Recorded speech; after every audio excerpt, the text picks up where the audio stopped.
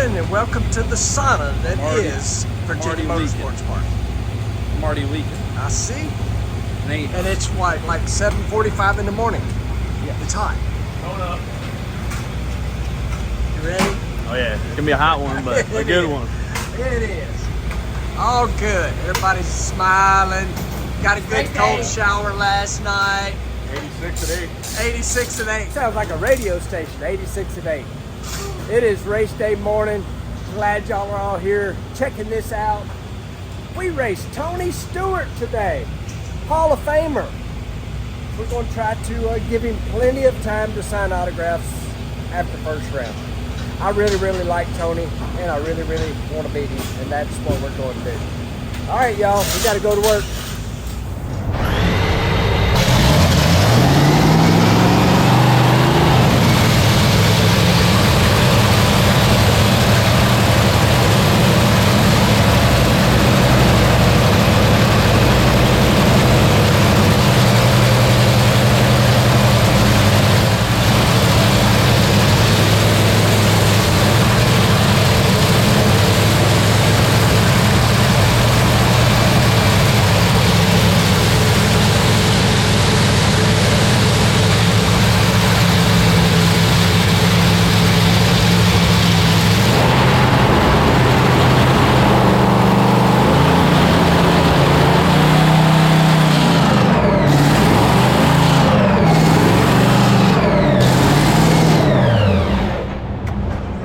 Up here for driver intro. Just like that right there. I really committed this. I'm racing. I'm a rookie. I don't know what I'm doing. I don't even know where I'm at right now. All I know is you're used to this heat more than me and him probably. Yeah, that's what I was telling people yesterday. I said run the Southern 500 with Labor Day in a 150-degree car for 3.5, 4 hours. We're sweating anyway. It still doesn't make it nice. No, exactly.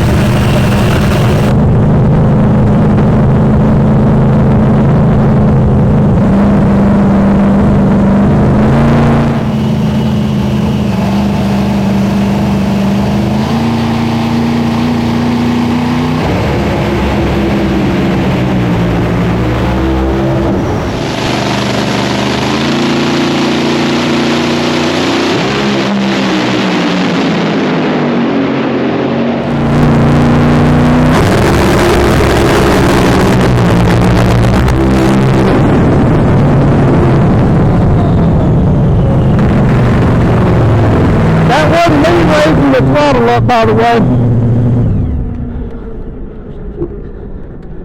I was not giving it throttle. That just started going up on its own, and it was all I could do to hold the car still.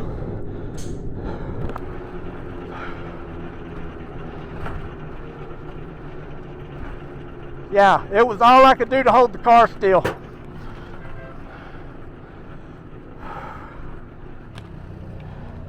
It went to 4,200 when I stopped from the burnout, and I got it back down. Y'all got it down, then it went up on its own.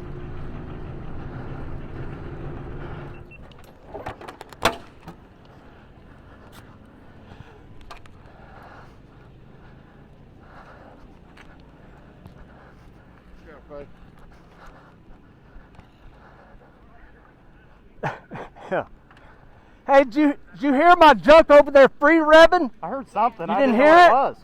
It just started idling up. It was like over 4,000 RPM. I was almost two-handed. I don't know what it was doing. I could hear it, but I didn't know what was going on. And I told him on the radio, that wasn't me. That injector decided to take off. Good job, buddy. Thanks, bud.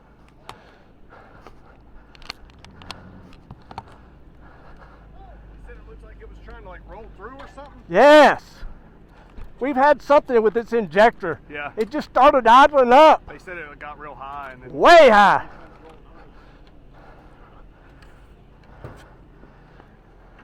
I don't know what that thing was doing, bro. Weird stuff happens. It was definitely idling itself up.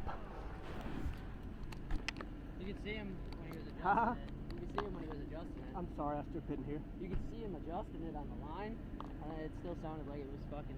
Oh, it didn't- just started going yeah, up. It just didn't seem like it wanted to stay. So I'm sitting here editing, and I wanted to give a little explanation so maybe it makes a little more sense. I'm going to put a video in of the dash. I'm just going to kind of zoom in on that dash, and I want y'all to listen and watch the engine RPM as we were having an injector problem, and it was trying to actually increase idle. It wasn't trying, it did increase idle, and that's why at the end of the run you heard me say that that wasn't me bringing it up off idle. It was doing it on its own.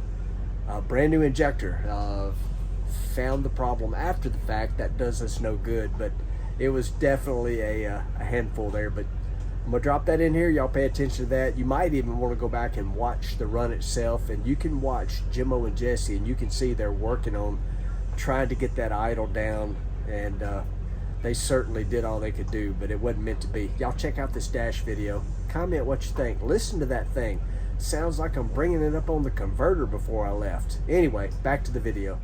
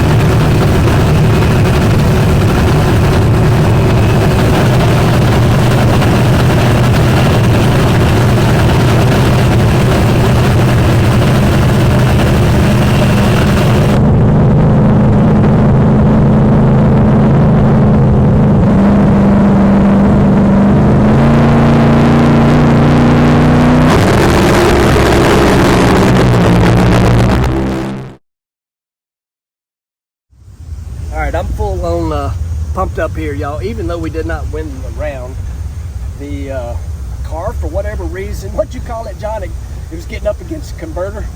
Yeah, I had a lot of RPM, and it wasn't me. It decided to bring itself up a handful of brake. It's one thing I can say, even though it's cheating. Not really, it's not cheating. Y'all don't start commenting on that. oh, I was 023 on the tree to Tony Stewart's 114. But we started putting holes out, and when I seen him drive by, we were done. Shut it off. Anyway, whole lot going on to lose around. It was got the old heart rate way up, that's for dang sure. All right, we'll figure out what happened with it though. All right, let's go.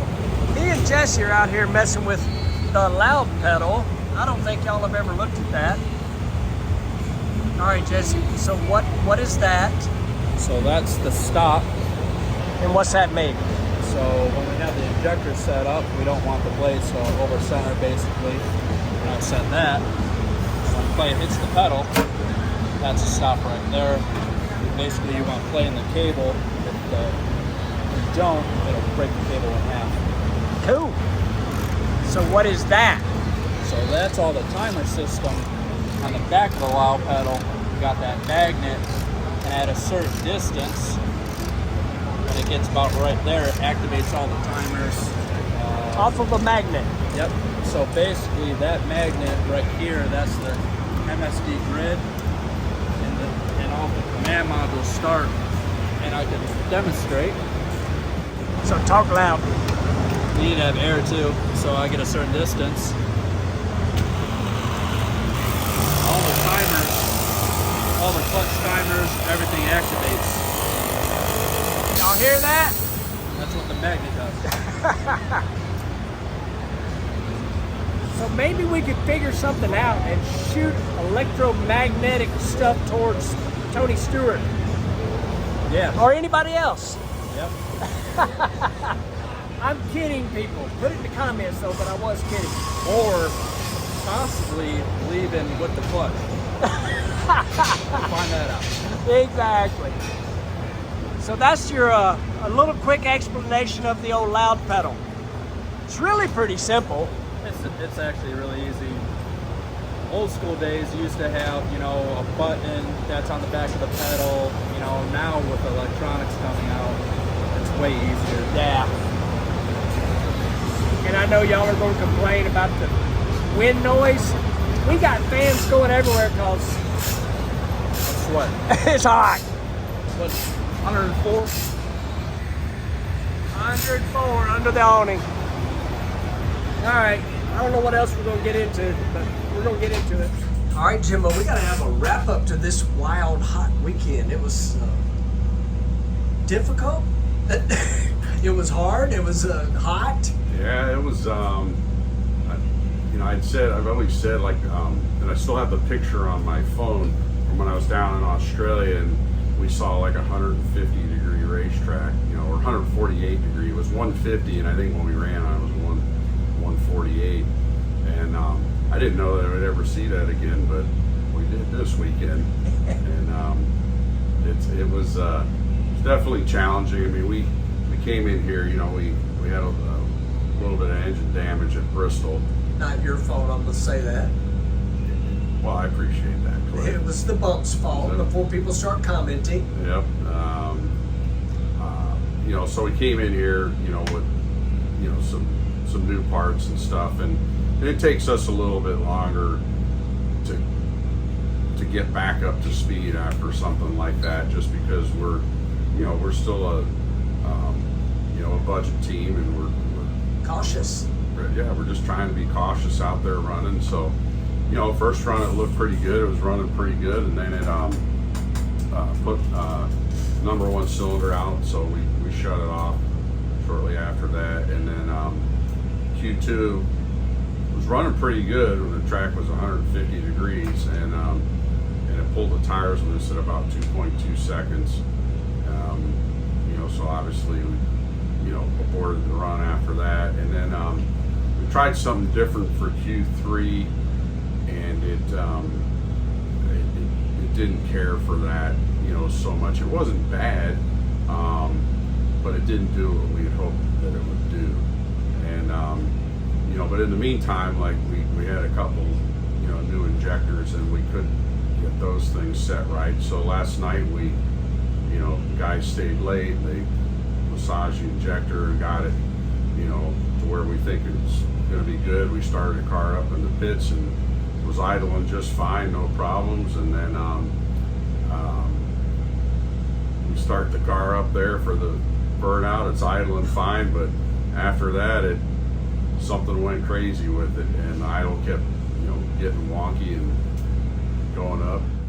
Yeah, so we struggled with that. We couldn't get the idle down, and and unfortunately, when you're paying attention to Clay's helmet cam, you'll see, the engine RPM was about 1,200 RPM higher than what it should have been, and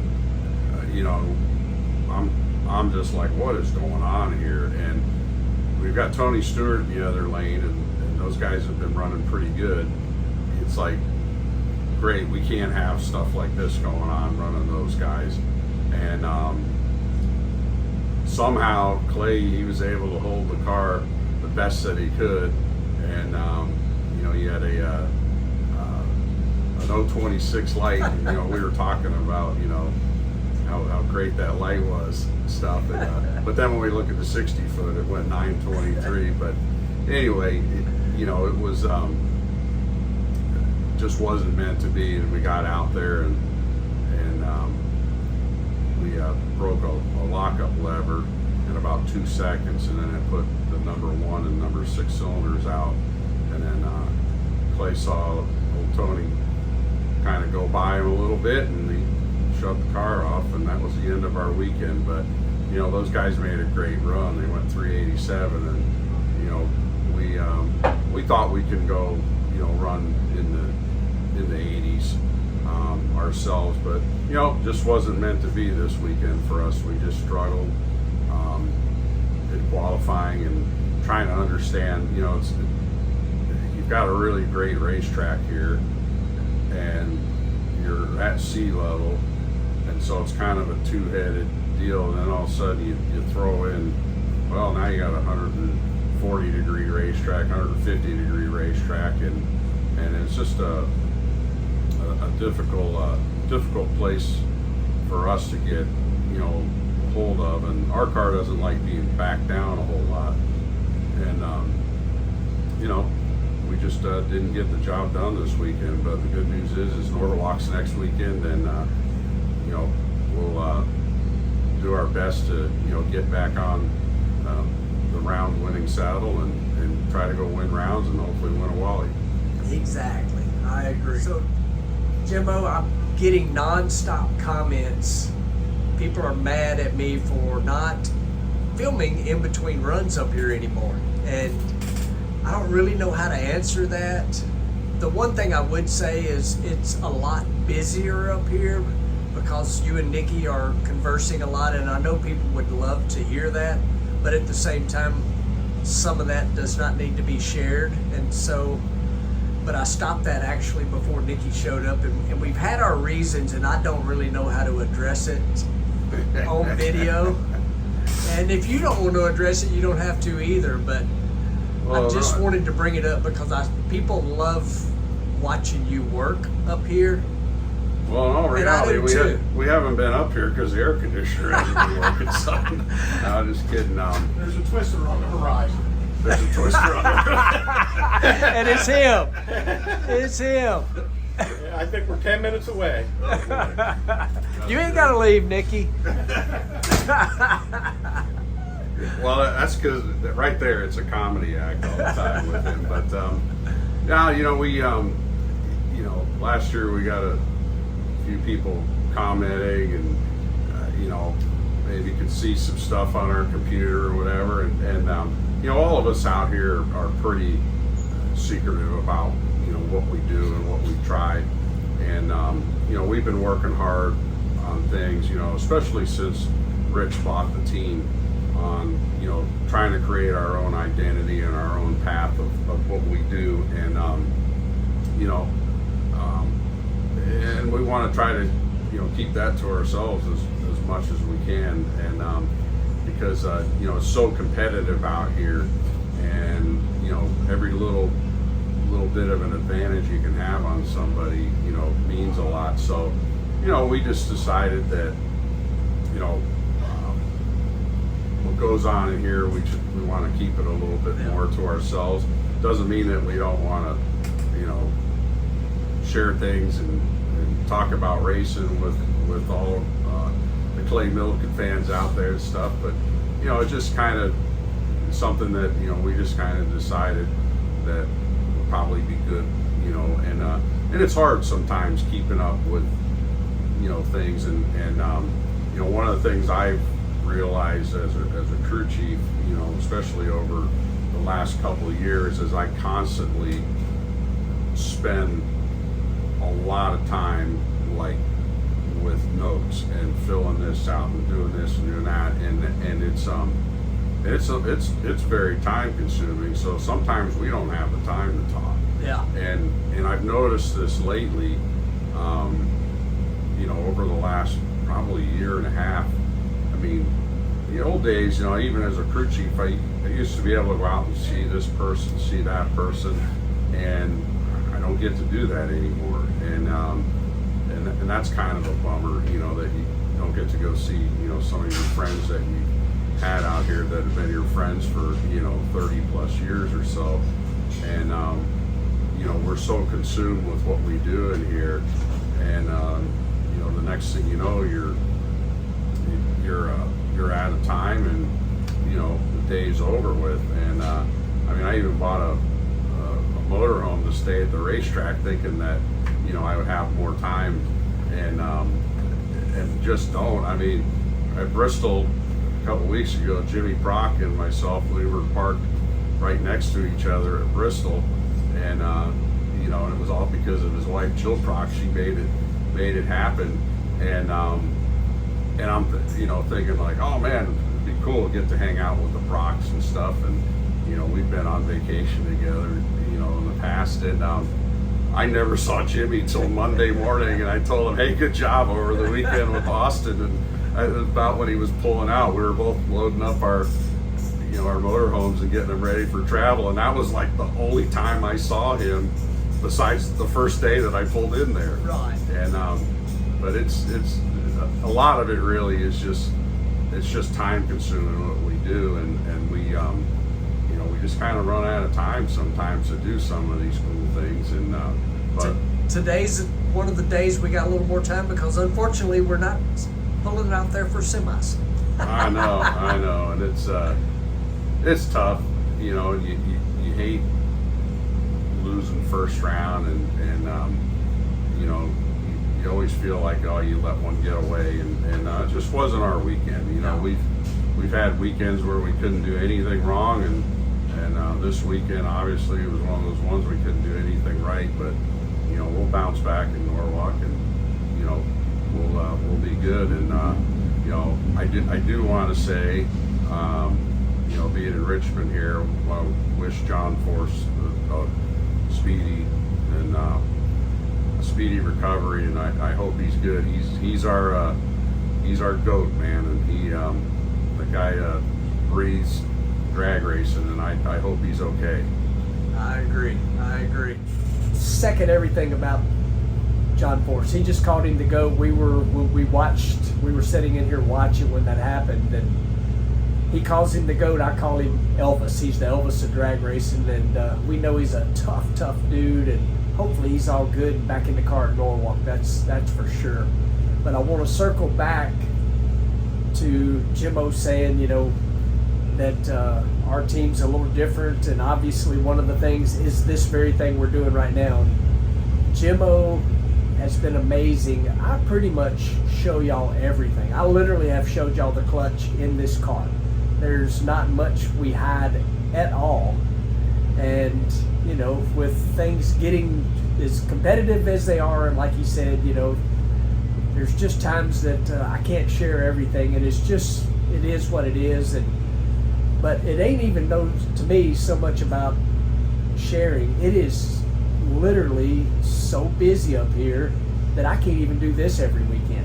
You know, we love you guys for hanging in there and watching all this stuff, and I love when we get to sit down with it, Jimmo, and I know y'all do too. But just remember, we are showing y'all more than any other team out here. We're going to continue to do that. It just is not going to be between rounds like we used to do. That's pretty much everything else is still game on, unless Jimmo comes up with some widget that makes me cut 20 lights all the time. Then I won't show y'all that. We made sure the idle was way up high for you. And you nailed it. I seriously can't wait to watch that end car of that. Oh, That's going to be man. crazy. I'll tell you what, it's like you see things like that happen, and you're just like, how'd that happen? Like, what? How did this go from this to this? And but you know, it's as we like to say, it's like, well, that's drag racing. And, Yeah. And you know, we get to go do this again in less than a week, and Yeah. hopefully it won't be quite so hot Yeah. up there in Norwalk, but it'll we'll be ready. We will. Folks, I think that's going to pretty much wrap this up. Nikki, we still can't get him for his many great stories. The guy's a little camera shy. Well, he some thinks reason. there's a twister coming out there, so he's more interested in that, because normally the only time you hear Nicky say there's a twister coming is when we're either in Topeka or Chicago. So he's probably looking for a twister. He out there, probably though. is. He probably is. Or he's looking for Helen Hunt, the There's- lady out of the movie. Yeah. Yeah, there's no telling what Nicky's got going on. He is pure entertainment. He is. Guys, I appreciate you watching, like, and subscribe, and share it. And thank you. We passed that 100,000 mark. That's a big deal. It's kind of an ego thing, to be honest with you. You do get the cool YouTube plaque. Donna's already dreading it coming because it's going to be on the pillow in between me and her when it shows up. But Oh boy. thank you guys for watching, and we will see you in the next one.